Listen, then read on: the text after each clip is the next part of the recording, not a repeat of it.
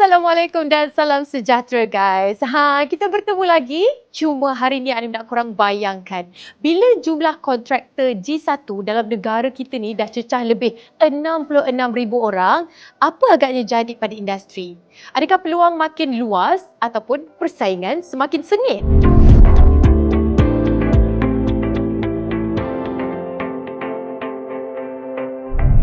Hari ini, Timbalan Menteri Kerja Raya Datuk Seri Dr. Ahmad Maslan turun sendiri untuk berdialog bersama dengan para kontraktor grade G1 Bumiputra di WTC Kuala Lumpur.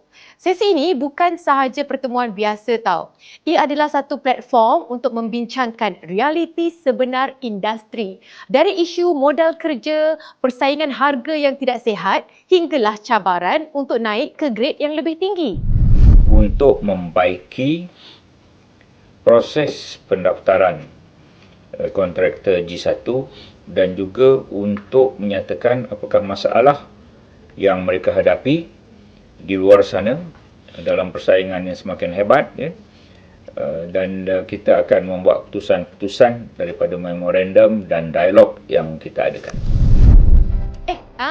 Kat sini pun korang. Korang nak tahu tak sebenarnya dialog ni adalah langkah penting untuk memastikan G1 bukan destinasi kekal, tetapi merupakan titik permulaan untuk melonjak ke arah lebih tinggi. Jadi untuk korang semua, jangan lupa untuk follow, like dan juga subscribe CIDB TV sehingga kita bertemu lagi untuk next episode. Bye!